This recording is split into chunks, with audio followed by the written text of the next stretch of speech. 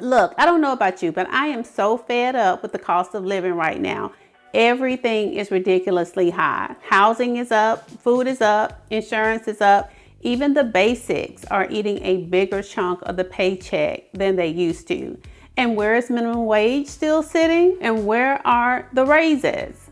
So when the month ends with way more questions than answers, it's not because people are throwing their money down the toilet. I mean, like, can I have my latte in peace and de-stress over this craziness that's going on? It's because money has to work harder than it did a few years ago. And now more than ever, money requires a strategy to manage the shift. For some people, the margin is thin from the start. For others, there's room to work with, but no clear plan guiding it.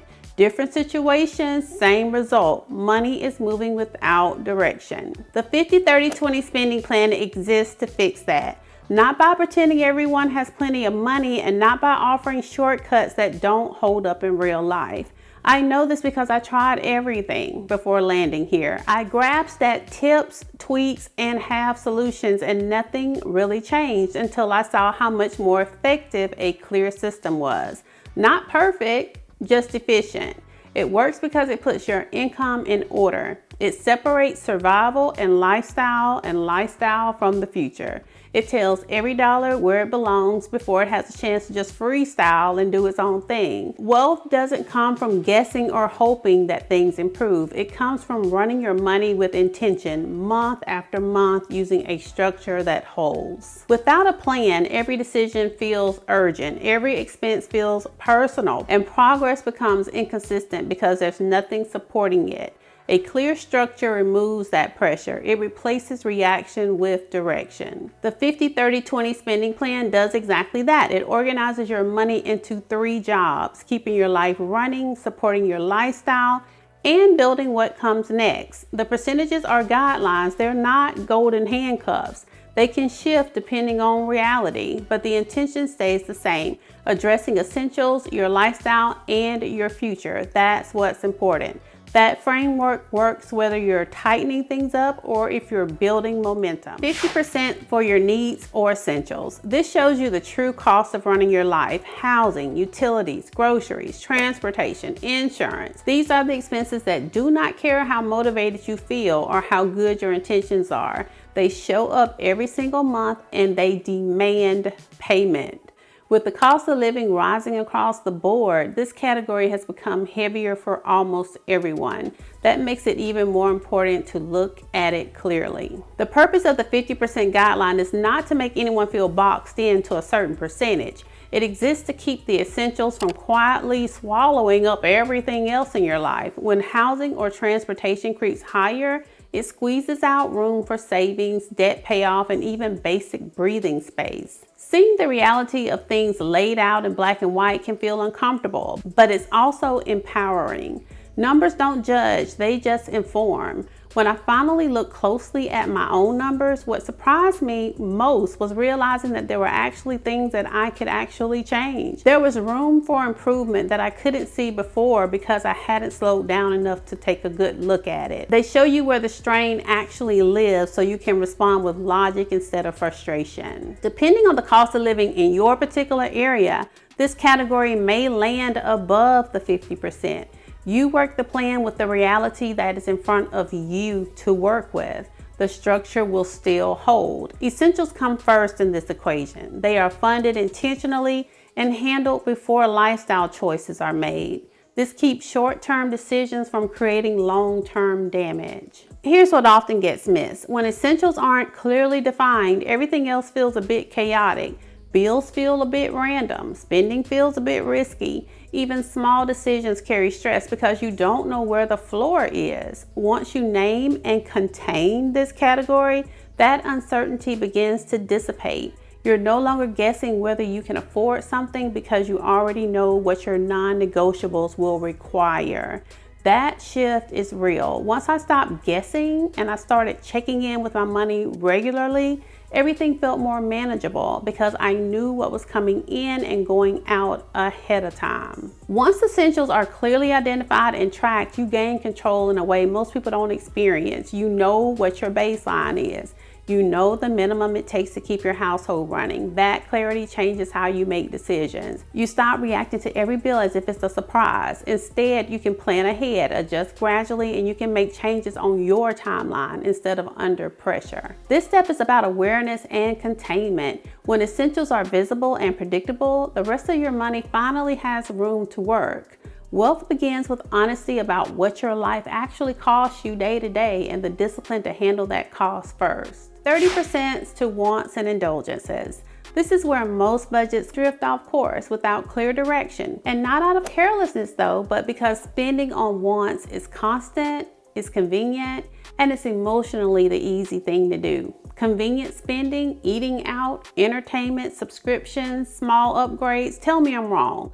None of it feels like a big deal in the moment, but without a clear boundary, this category expands until it starts competing with essentials and with your future. The 30% guideline exists to give enjoyment a place without letting it run the plan.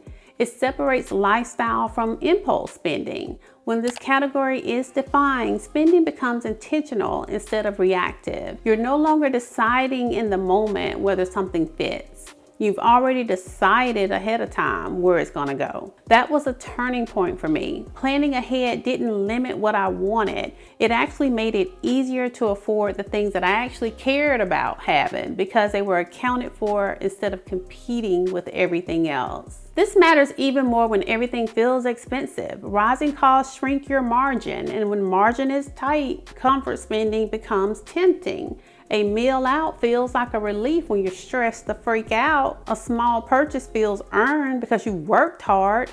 Over time, those choices add up and quietly drain the space you need elsewhere. A defined wants category protects you from that slow erosion. It allows enjoyment without letting it sabotage your stability. This category also forces prioritization. Not everything can stay. Some things matter more than others do. When you choose your wants on purpose, spending becomes cleaner. You stop carrying regret or second guessing because the decision was made inside of the plan, not outside of it. The percentage itself, it can flex depending on the cost of living requirements in your area or your personal circumstances. When the money set aside here is used up, spending stops. Used well, this category improves quality of life instead of diminishing it. You enjoy what you choose because it fits. You spend without anxiety because it's accounted for.